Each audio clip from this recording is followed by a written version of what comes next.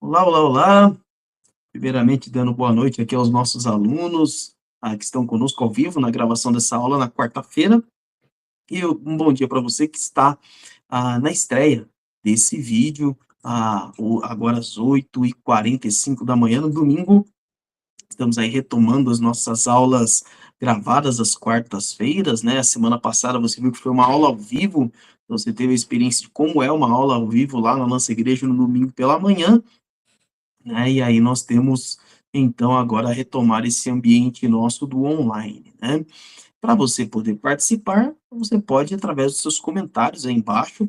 Se você quer participar da gravação da aula, aí você manda uma mensagem para a gente ali no Insta ou no Face, tá aqui embaixo, e a gente manda para você o convite dos grupos de WhatsApp, que lá a gente manda os links, e aí você pode entrar e participar dessa aula, tanto com os seus comentários, com as suas dúvidas, ou apenas como um ouvinte mesmo, um espectador, para ser mais exato, né. E a gente convida você, sempre que está aqui no nosso canal no YouTube, a não esquecer de deixar o seu like, sua curtida aqui embaixo, se inscrever no canal se você ainda não é inscrito e compartilhar nas suas redes sociais também. Marca a gente lá, para a gente estar juntos aí vendo, adorando, louvando o Senhor, orando, estudando a palavra de Deus, né. Então, fazendo tudo isso juntos como uma igreja, né. A gente convida você a participar da nossa escola bíblica dominical. Nós estamos aí estudando a carta aos Hebreus, como você já viu na descrição desse vídeo, como já observou no título. Estamos observando a superioridade de Jesus Cristo através da carta aos Hebreus. Esse é o tema geral que nós vamos trabalhar aqui. E nós vamos entrar então na lição de número 4. Para isso, eu quero convidar você a deixar a sua Bíblia aberta em Hebreus capítulo 3, tá? Nós vamos hoje estudar especificamente os versículos de 1 a 6. Eu quero ler com você aqui o nosso texto base, né, o texto-chave desta lição, que é o versículo de número 6. Então, Hebreus capítulo 3, versículo de número 6 diz assim para nós: Mas Cristo é fiel como filho sobre a casa de Deus, e esta casa somos nós, se é que nos apegamos firmemente à confiança e à esperança da qual nos gloriamos. Nós temos aí alguns objetivos, 3 objetivos para a nossa lição de hoje, para a nossa aula de hoje, que é, primeiro, compreender a importância de guardar firme a fé e permanecer em Cristo, firmando a sua fé como o único meio de alcançar o céu. Segundo, é reconhecer a superioridade de Cristo sobre Moisés ou qualquer outro personagem bíblico, fazendo uma autoavaliação sobre a sua saúde espiritual. Terceiro, cuidar para não se deixar levar por antigas práticas religiosas ou até modismos doutrinários, compreender profunda e verdadeiramente, comprometer-se profunda e verdadeiramente a ter uma vida cristã autêntica. Então tá aí alguns objetivos para hoje, e aí eu já quero chamar uns alunos para a nossa conversa, para a seguinte pergunta: qual é a primeira coisa que você pensa em fazer quando chegar no céu? Então, abra aí seu microfone, responda para mim, qual é a primeira coisa que você pensa em fazer quando você chegar no céu? Pode falar. Eu quero chegar no céu e olhar para o trono onde Deus está. Porque Apocalipse comenta umas coisas tão lindas sobre esse trono e eu tenho muita vontade de ver ao vivo e a cores. Muito bom, muito bom. E haja cores, viu, irmã Emils? Porque recomendo depois, se você quer saber, por exemplo, uma descrição do trono, você vai ter em Apocalipse capítulo 4.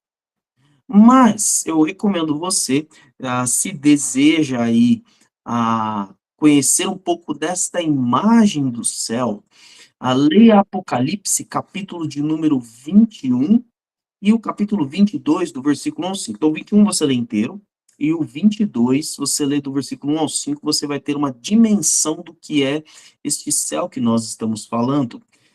Eu tenho uma irmã em Cristo, né, ah, conhecida, que é a minha sogra, que ela brinca, né, e ela fala assim: "Olha, quando eu chegar no céu, eu vou correr e vou abraçar Jesus".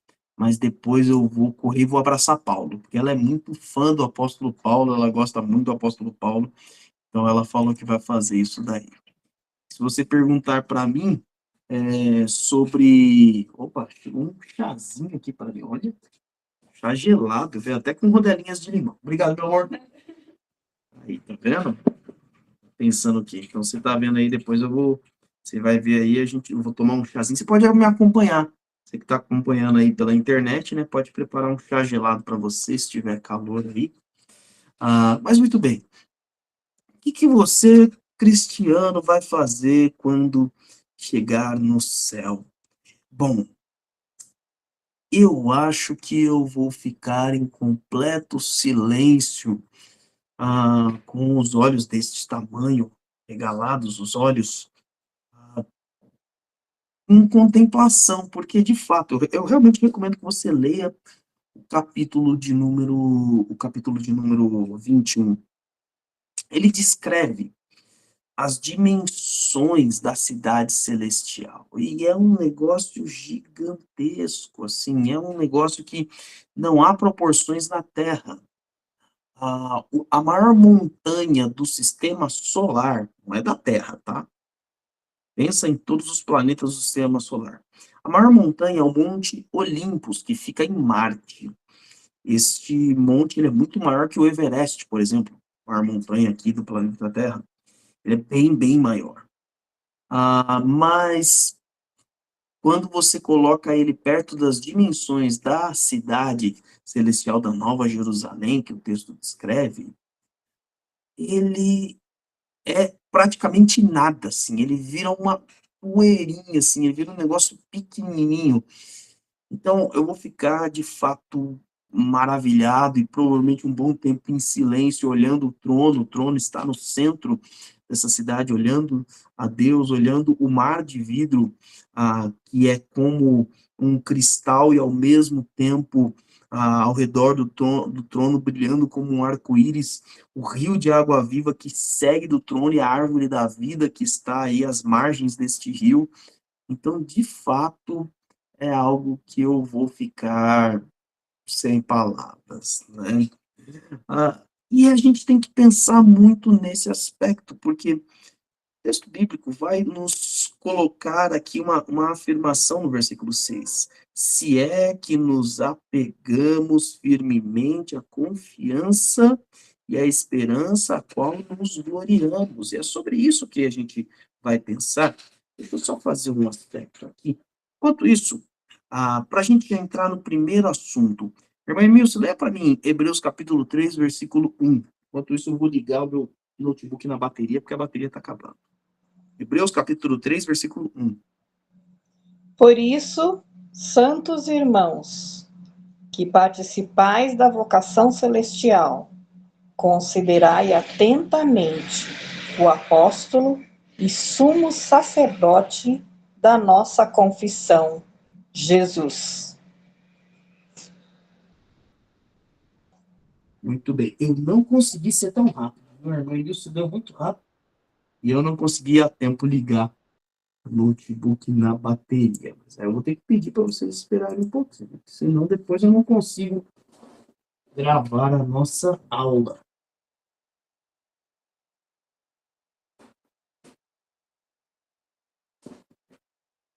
Muito bem.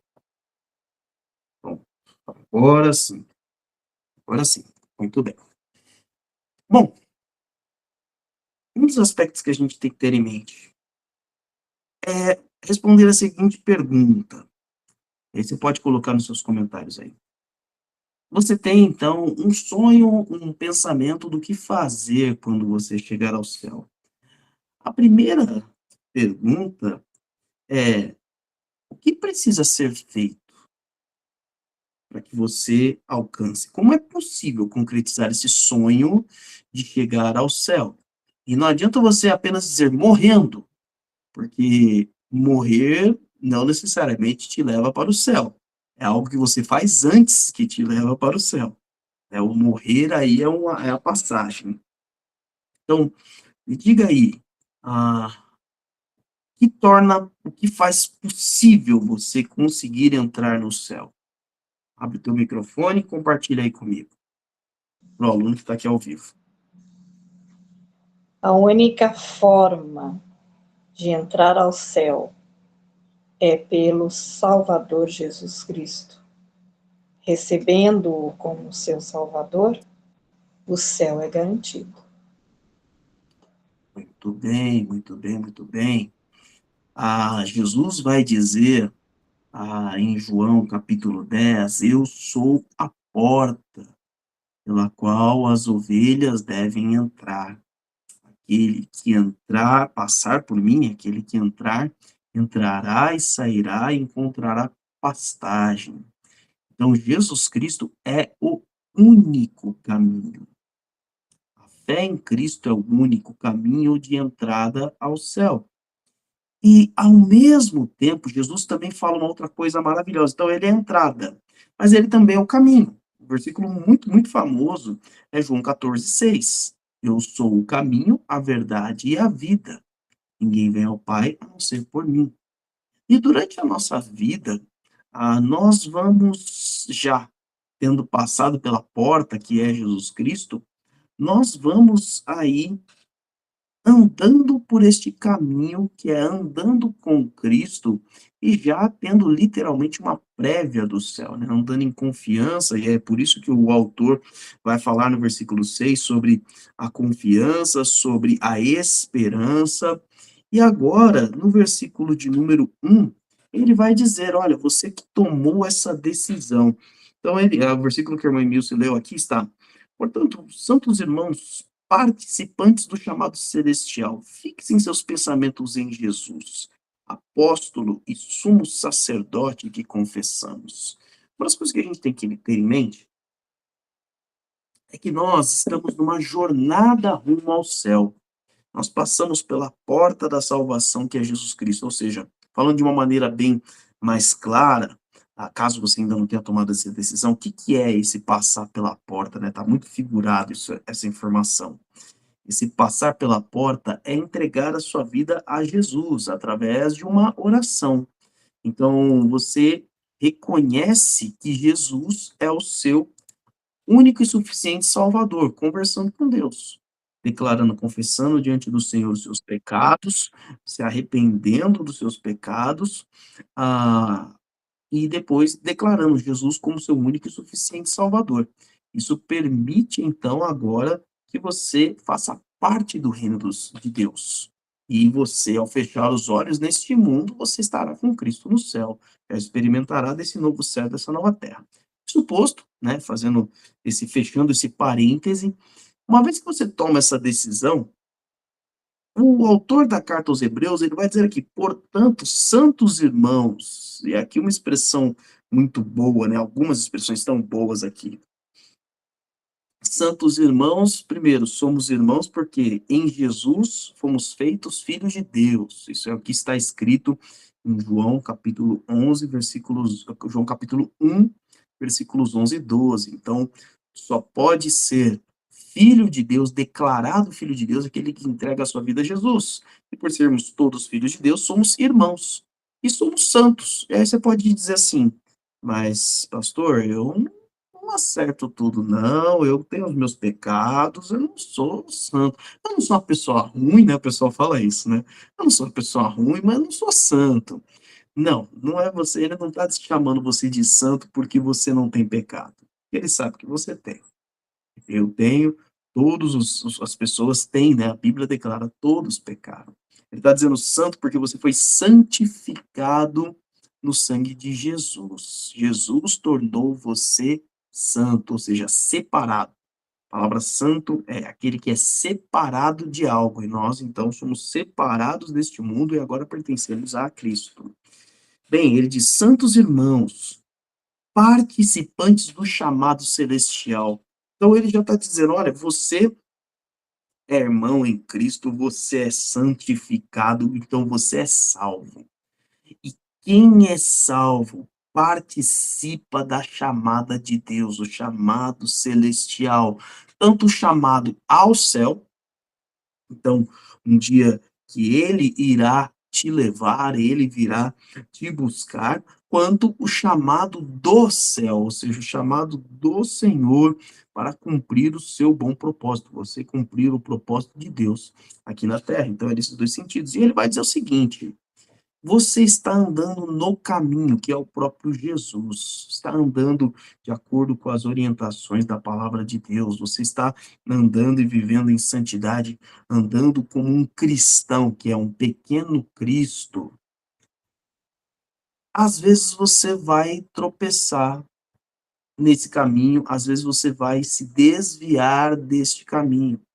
E é justamente esse primeiro aspecto que a gente olha no versículo 1 de Hebreus, capítulo 3. Aqueles que muitas vezes se perdem pelo caminho. E aí ele está dizendo: olha, fixe, direcione, concentre, fique firme em seus pensamentos, coloque seus pensamentos em Jesus. O apóstolo Paulo vai dizer em Filipenses capítulo 3 que Jesus, ele é o seu alvo, a sua meta, o seu objetivo. Assim como um corredor tem o seu alvo, a linha de chegada, a faixa ali de chegada, Jesus, ele é o nosso alvo, é nele que nós estamos mirando. Então, nós vamos sempre estar ali, e mais à frente, o próprio autor da carta aos Hebreus vai dizer que Jesus, ele é o autor e consumador da nossa fé. Nós vamos ver esse versículo daqui, algumas lições mais à frente. E a gente tem que pensar um pouquinho sobre quais formas nós podemos nos perder durante essa jornada. Eu separei aqui pelo menos duas formas, que são bem abrangentes, né? Elas são já pegam muita coisa. Então, abra sua Bíblia em Tiago, capítulo 1, e aí eu vou pedir a um dos alunos para ler para mim dos versículos de 5 a 8. Tiago, capítulo de número 1, é logo a carta depois de Hebreus, então está pertinho, versículos de 5 a 8. Vamos observar aqui qual é uma das primeiras e uma das maiores formas da gente se perder deste caminho que é o próprio Jesus. Quem achou, pode ler.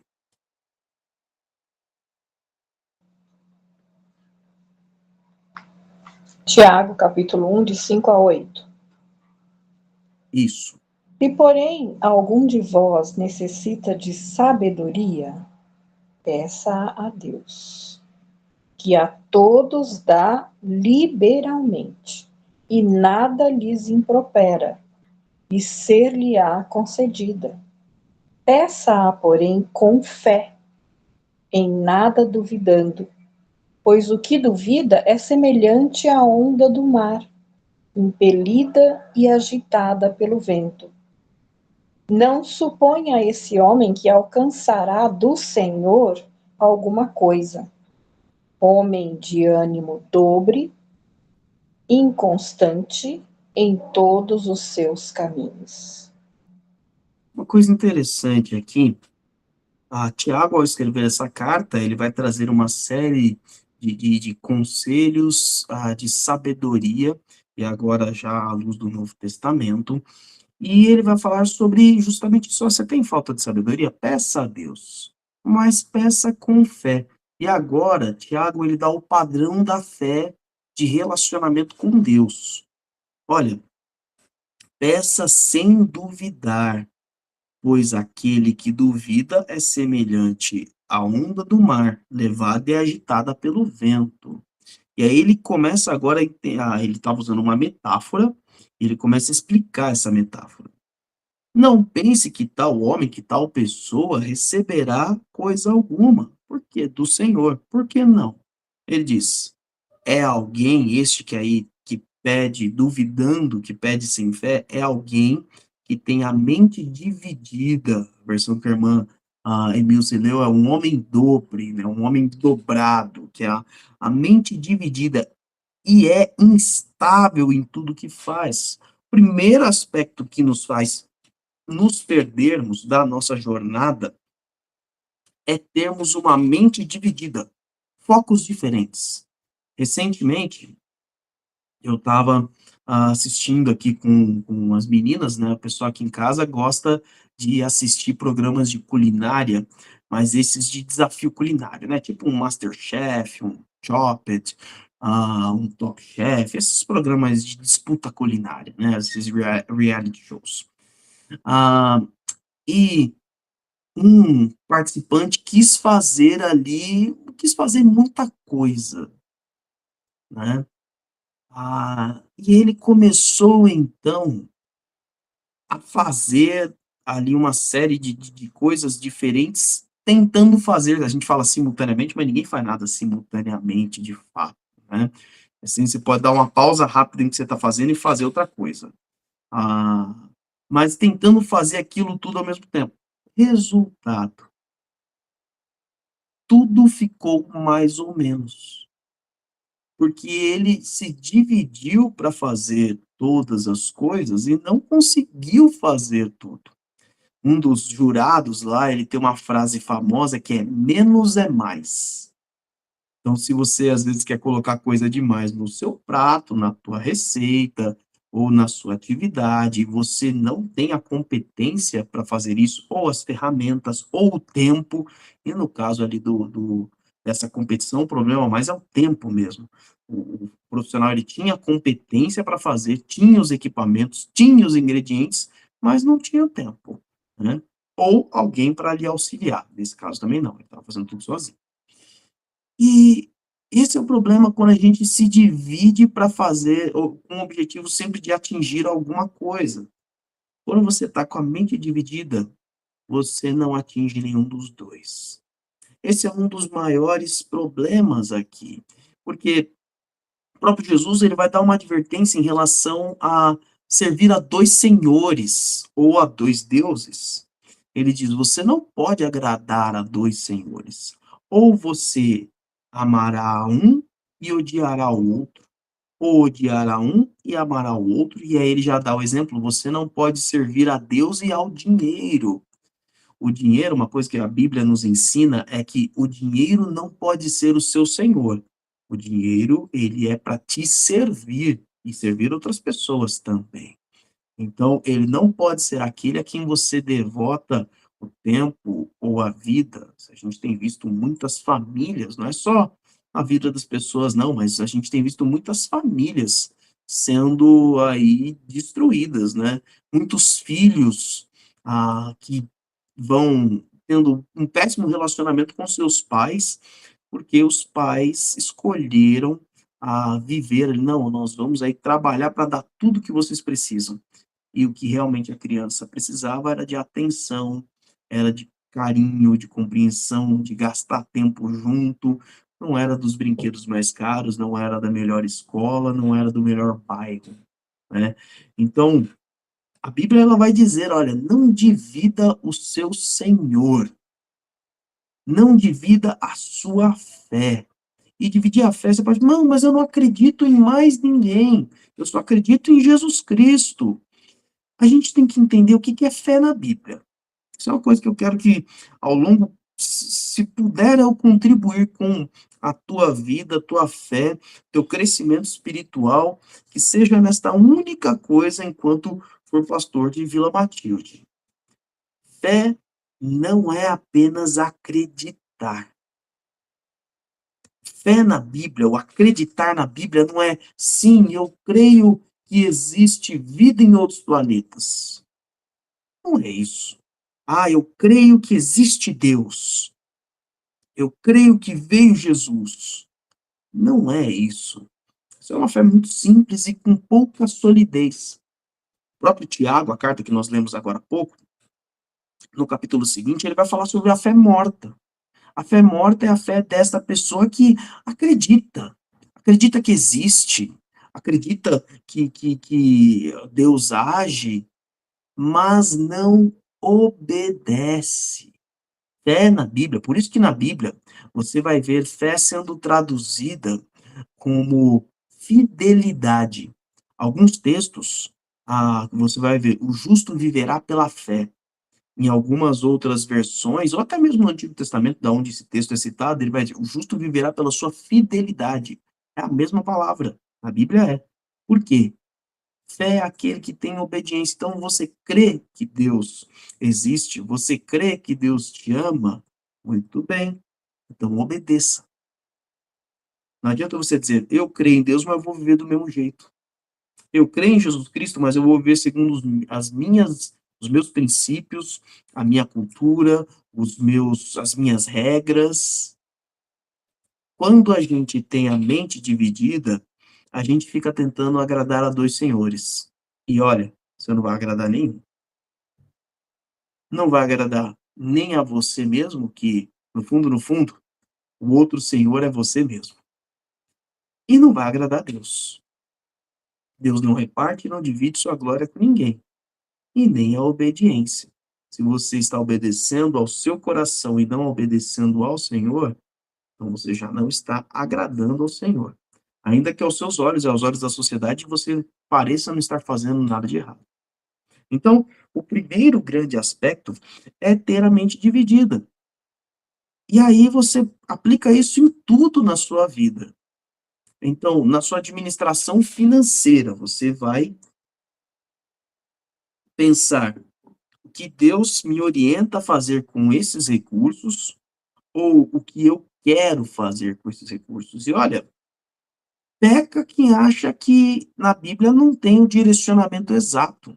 A Bíblia vai falar sobre a parte que você separa ao Senhor, que são tanto o dízimo quanto as ofertas. A Bíblia vai falar da parte que você usa para gastar de maneira correta. A Bíblia orienta, sabia? Ela dá direção para você em relação a como gastar o dinheiro do jeito certo. Tem muita gente gastando errado. A Bíblia vai orientar você a como guardar esse recurso, ela vai ensinar você a fazer economia, a poupar. Isso é sabedoria de mais de 3.000 anos que foi dado lá. A Bíblia também vai dizer a você como investir no lazer. Uai, então a Bíblia me permite, a Bíblia me orienta a gastar no lazer. Orienta, fala como você gastar da maneira correta no lazer também. E aí, ou seja, se você provavelmente não sabia disso, é que você ainda não conhecia. Então a Bíblia, quando você tem Jesus Cristo como seu Senhor, ele orienta você a como ter a sua mente focada, fixada no próprio Jesus, e ele orienta você. Como é que você que pertence ao reino dos céus vai administrar seu dinheiro? Como é que você que pertence ao reino dos céus vai conviver na sua família? Você como marido, você como esposa, você como pai, mãe, você como filho, você como avô, avó, você como neto, sabia que tem isso também? A Bíblia orienta como é que os avós devem viver, como é que os netos devem viver, tem até isso na Bíblia.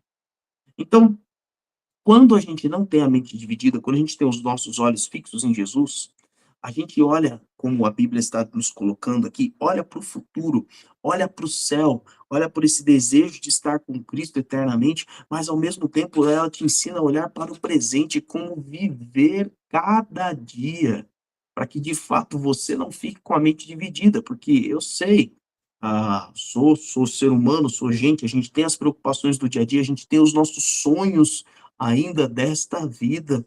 Como é que eu vivo então para o Senhor, mas ainda com desejo de realizar esses sonhos? Como é que eu vivo para o Senhor, mas precisando pagar as contas? Como é que eu vivo para o Senhor, mas como um pai de família, como uma mãe, como um marido, como uma esposa, como um profissional trabalhando neste mundo? Então, ter os olhos fixos em Jesus Cristo, ter os seus pensamentos em Jesus Cristo, é ser direcionado para todos os aspectos desta vida e também da vida eterna, né? Isso a primeira forma de nós nos perdermos desse caminho. O segundo, ele entra próximo ali, eu diria que quase tudo é uma vertente da mente dividida. Leia para mim Hebreus, capítulo 13. Então volte aí para Hebreus, você que estava em Tiago, vai virar uma página só. Você estava em Tiago, capítulo 1, vai para Hebreus 13, é o último capítulo. Leia para mim o versículo 9.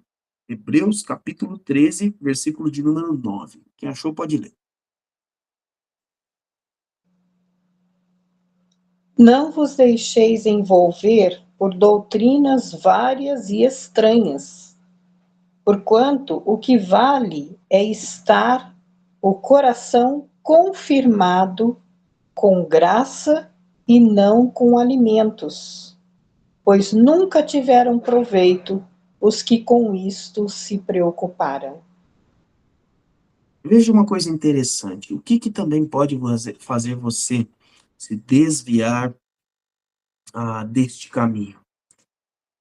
Você ter uma fraqueza doutrinária, você ter pouco conhecimento da palavra de Deus, você não estar fortalecido nos ensinos da palavra de Deus. Por quê?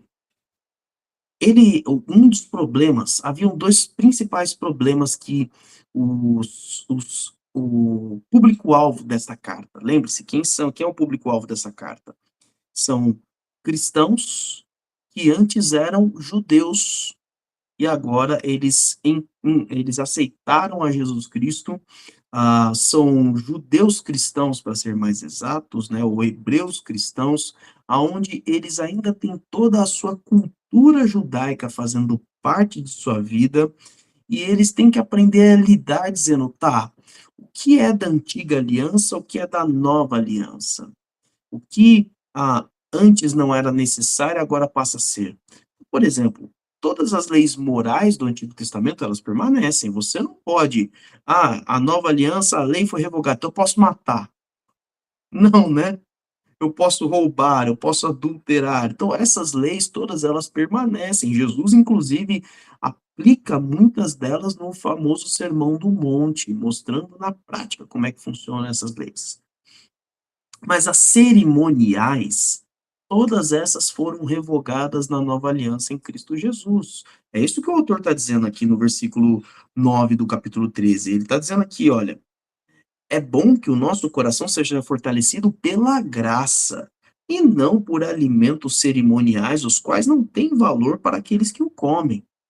Então ele está dizendo, olha, você não deve estar fixado neste antigo caminho, não se deixe levar por esses diversos ensinos. Então, ali eles estavam de fato passando por um dos problemas era, tá, Cristo é suficiente para mim, para a minha salvação, ou eu preciso ainda manter, é Cristo, mas eu ainda continuo fazendo o sacrifício do cordeiro. É Cristo, mas eu ainda continuo seguindo algumas leis cerimoniais. Era essa a dúvida deles e tinham ali alguns falsos mestres ensinando justamente o que deveriam fazer. Aliás, isso muito antes, não só na carta aos Hebreus, como se você olhar a carta aos Gálatas, como se você ler o capítulo 11 do livro de Atos também, você vai ver toda essa crise que se desencadeou. Paulo faz uma citação parecida aos Efésios. Efésios capítulo 4, versículo 14, vai nos dizer assim: o propósito é que não sejamos mais como crianças, levados de um lado para o outro pelas ondas, nem jogados para cá e para lá por todo o vento de doutrina, pela astúcia e esperteza de homens que induzem ao erro. Então, um dos outros problemas que nos desvia do caminho são falsas doutrinas, ou melhor, seguir um certo modismo. Então, vou dar um exemplo aqui. Nós tivemos recentemente que eu digo nos últimos 30 anos, tá? Nos últimos 40 anos, você teve um crescimento muito grande da teologia da prosperidade.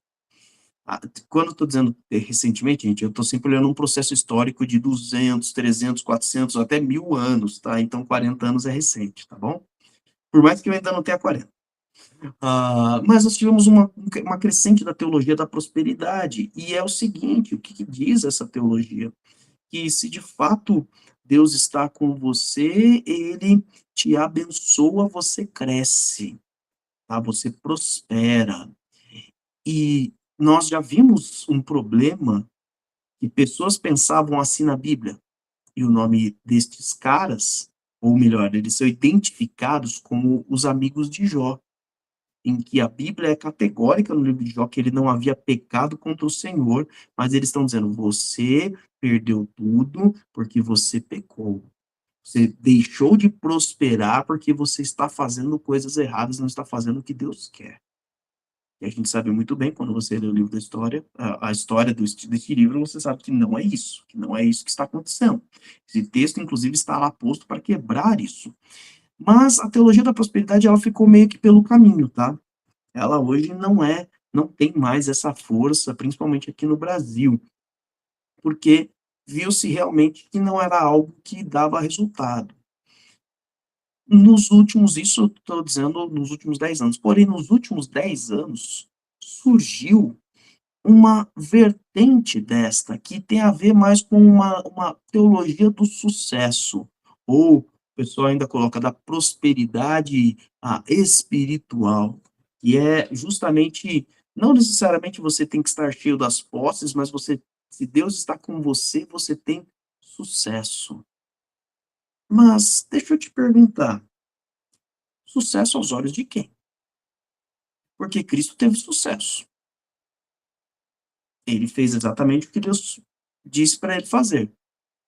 E isso levou ele à morte. No auge do seu ministério, aos 3 anos do início do seu ministério, com uma grande multidão o seguindo. Será que aos nossos olhos isso seria sucesso? E se eu olhar então o apóstolo Paulo, que seguiu pelo mesmo caminho, o apóstolo João, que morreu exilado na ilha de Patmos, esses homens tiveram sucesso? Não tiveram? Então a gente tem que tomar um cuidado com essas falsas doutrinas. Estas falsas doutrinas, elas vão nos trazendo, olha, a Bíblia não está dizendo que ela não é contra você prosperar, não, ela ensina, tá bom? Ela vai te ensinar, justamente, como a gente disse, a administrar não só dinheiro, mas administrar sonhos, ela vai ensinar você a como viver no seu dia a dia. Mas ela também mostra as incertezas dessa vida e mostra que o propósito não é esse. Sucesso bíblico é fazer a vontade de Deus. E nem sempre isso vai ser aparente aos olhos dos outros. Então, esse é um exemplo só sobre uma falsa doutrina que é pregada hoje em dia e tem levado um monte de gente. E sabe qual que é o mais triste de tudo isso? É que muita gente não tem atingido tudo isso que está sendo pregado por aí. E aí as pessoas o quê? Se desviam pelo caminho. Se afastam de Cristo, achando que uma mensagem, uma falsa doutrina de um falso profeta, muitas vezes ali foi pregado e ele entendeu, não, foi Deus que me enganou. Foi Deus que mentiu para mim. E não era, Deus não estava nesse processo. Então a gente tem que também ter isso em mente. As falsas doutrinas são aquelas que nos fazem nos desviar do caminho. E aí nós temos que ter em mente também um outro aspecto, porque a gente está falando de uma fraqueza doutrinária e uma fraqueza na fé. Uma vertente desta fraqueza, e aí eu não coloquei como um terceiro, mas é uma outra coisa que eles estavam sofrendo, era perseguição por estarem seguindo a Jesus Cristo. Recentemente mesmo, o Ministério Fiel publicou no seu canal, Ministério Fiel não, Ministério Portas Abertas, publicou no seu canal sobre a perseguição aos cristãos da Nigéria e como o mundo não está falando disso. Eu assisti a uma reportagem que um grupo neopentecostal na Nigéria está pregando contra as bruxas e estipulando ali uma caça às bruxas, né? E ali foi feito essa reportagem. Mas interessante, de fato é algo que não deve ser elogiado, é algo que deve ser combatido porque não pertence à palavra de Deus. Mas é interessante que até agora não noticiaram os milhões de cristãos nigerianos que estão sendo expulsos das suas regiões, estão tendo que fugir, estão tendo que migrar ali dentro do país, porque uma etnia específica da Nigéria está perseguindo esses cristãos. A Nigéria fica na África subsaariana. E na África subsaariana, por perseguição àqueles que têm a sua fé em Cristo, já há mais de 16 milhões de pessoas em constante migração, ou são refugiados, assim como a gente viu na Síria, assim como a gente tem visto na faixa de Gaza, são refugiados que estão sendo deslocados por perseguição à sua fé em Jesus Cristo. Então, aqueles e um dos pastores que eu estava assistindo nessa reportagem, ele estava compartilhando como muitos destes irmãos começaram a fraquejar na fé devido à perseguição, se perguntando se de fato Deus olha para os crentes da Nigéria. Então perceba que, de fato, quando a gente não tem uma solidez, em Jesus Cristo, na fé, uma solidez na fé, tanto circunstâncias duvidosas, ensinos errados, quanto dificuldades muito profundas na vida podem nos fazer desviar do caminho. E é por isso, inclusive, que a gente estuda a Bíblia aqui na Escola Bíblica Dominical. Mas não vamos ficar só no desespero, não vamos ficar só nessa curva para o lado de fora, né, saindo do caminho. Vamos agora abordar um pouquinho sobre o reencontrar o caminho. Então, leia para mim Hebreus capítulo 3. Vamos ver aqui primeiro do versículo 2 a 4. Hebreus 3, do 2 ao 4. Pode ler. O que é fiel àquele que o constituiu, como também o era Moisés, em toda a casa de Deus, Jesus, todavia, tem sido considerado digno de tanto maior glória do que Moisés, quanto maior honra do que a casa tem aquele que a estabeleceu.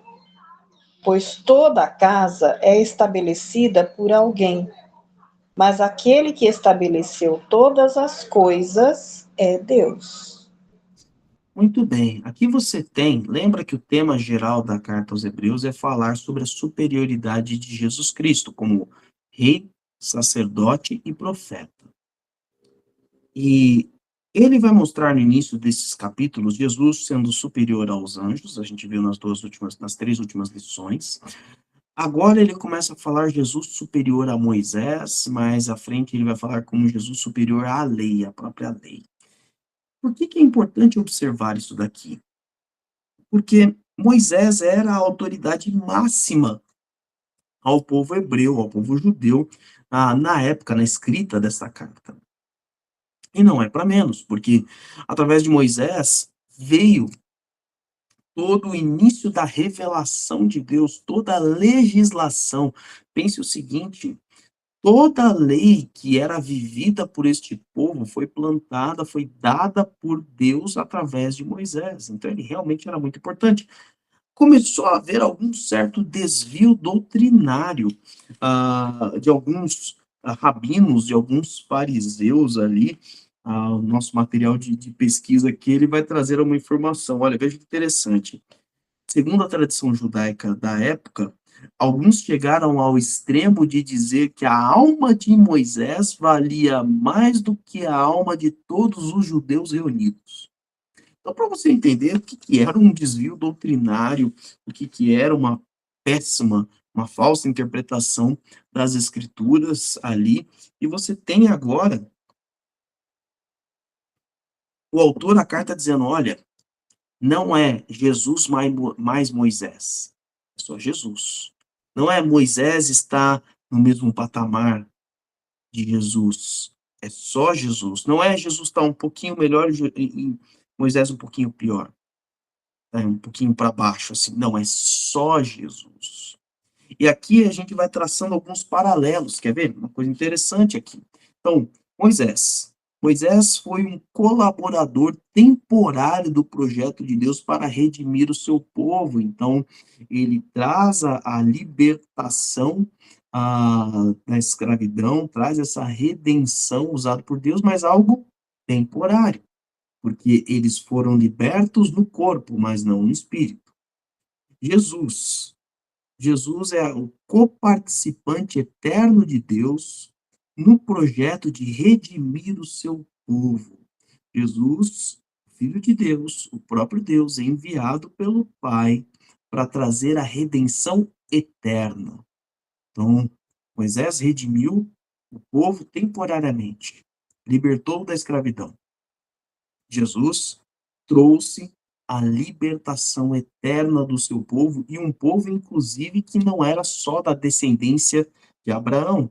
Hoje nós somos chamados povo de Deus, como o apóstolo Pedro nos diz em 1 Pedro 2,9. Aí, um outro paralelo. Moisés era mordomo da casa de Deus. Ele era um servo do Senhor ali, e ele estava servindo, ele estava administrando a casa de Deus.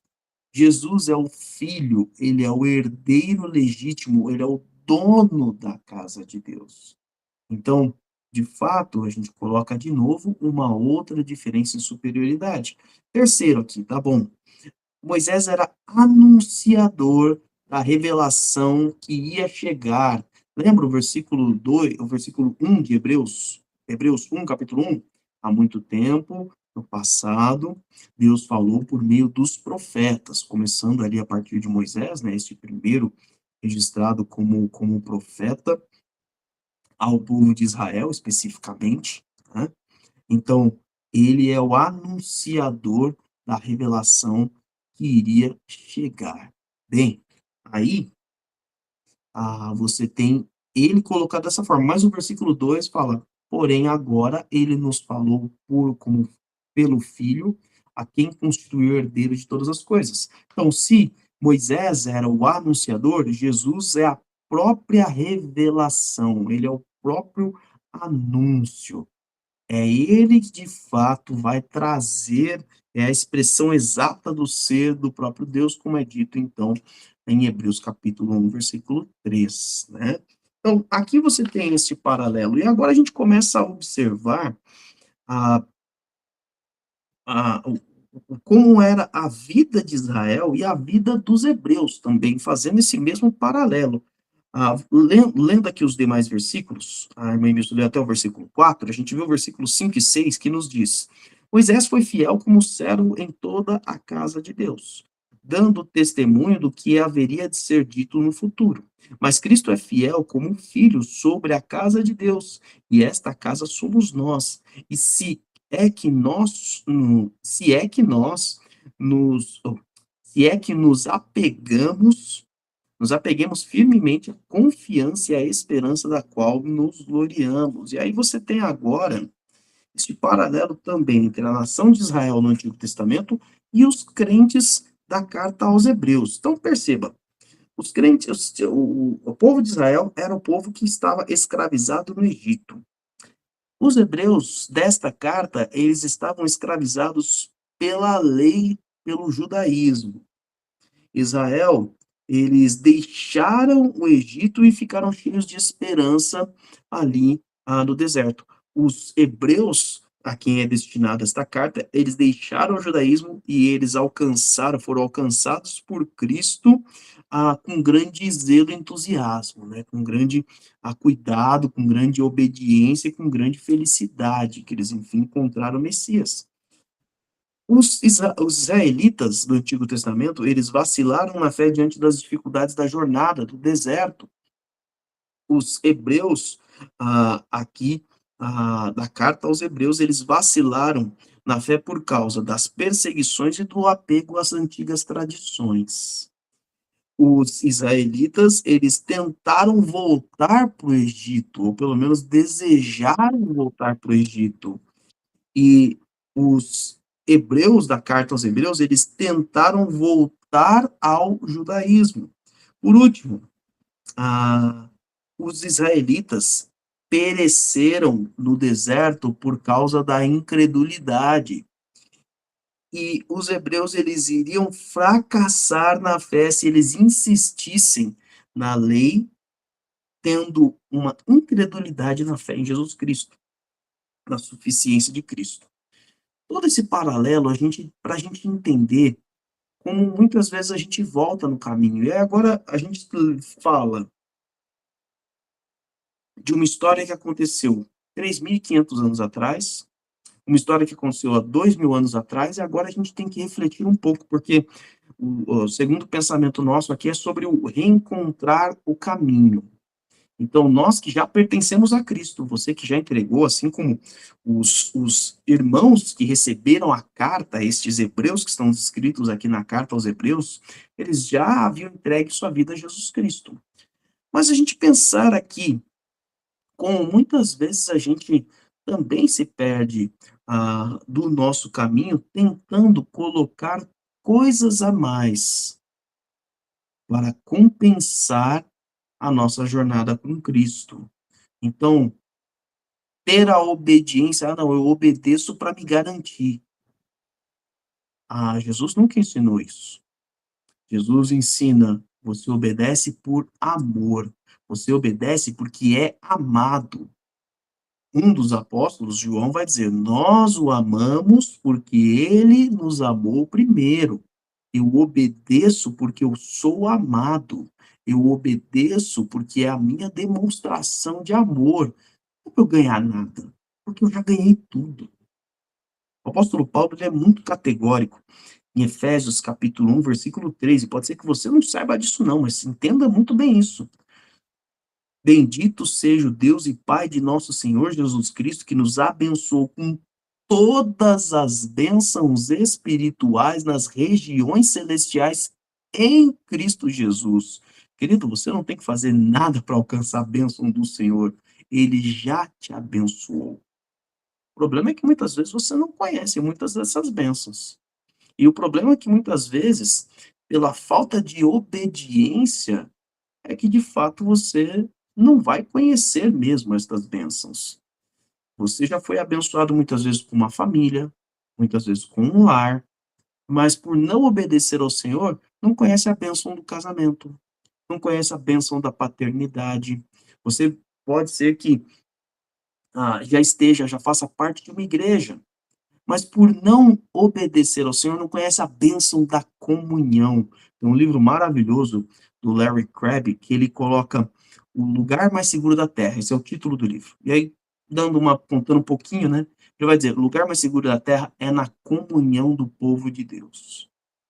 Então pode ser que você não conheça nenhuma delas, porque não começou a obedecer ao Senhor. Este reencontrar o caminho que nós temos refletido aqui nessa aula é justamente, em primeiro lugar, ter Jesus Cristo como aquele que é o foco dos nossos pensamentos, aquele que é a pessoa a quem eu observo, eu coloco como alvo.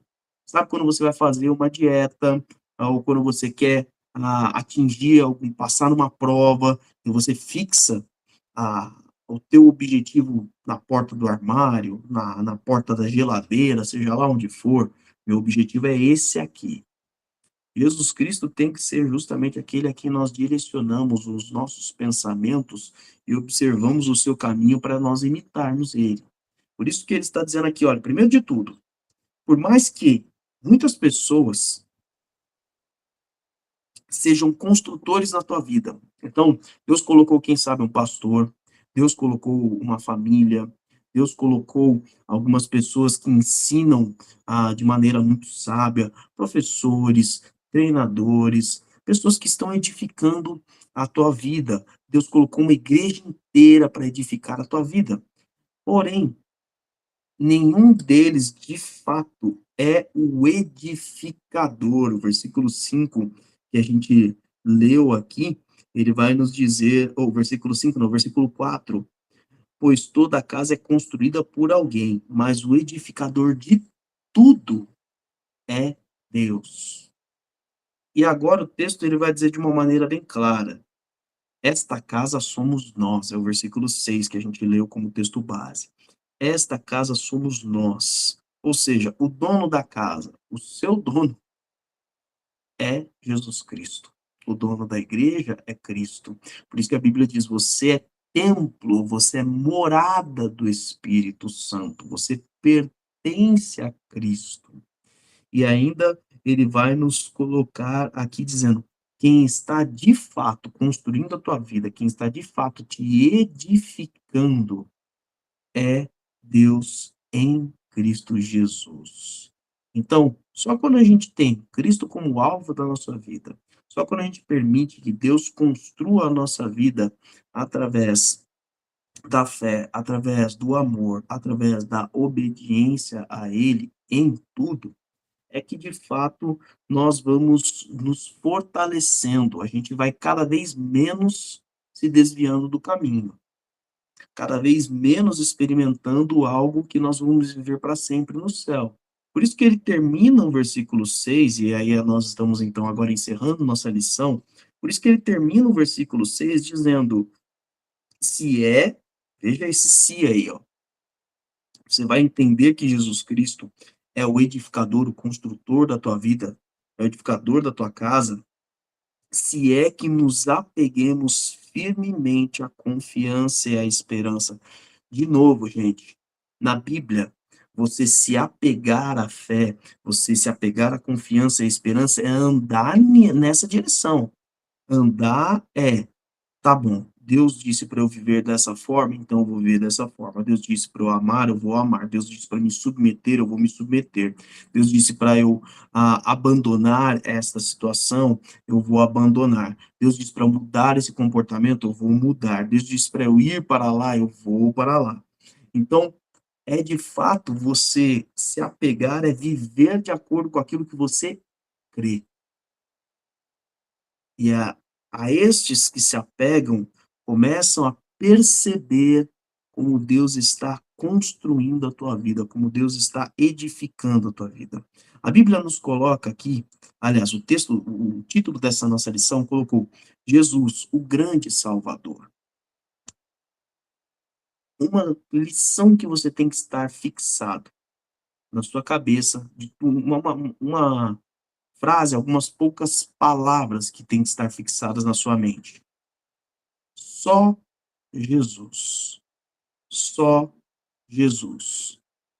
Jesus é o grande Salvador, porque ele é superior a toda e qualquer pessoa. Ele é superior ao teu pastor, não é o teu pastor em Jesus, não é a tua igreja em Jesus, não é a tua família em Jesus, não é a tua doutrina em Jesus, é somente Jesus. Por isso ele é o grande Salvador, porque é só através dele, da fé nele, que nós alcançamos redenção. É só através dele que nós alcançamos ressurreição.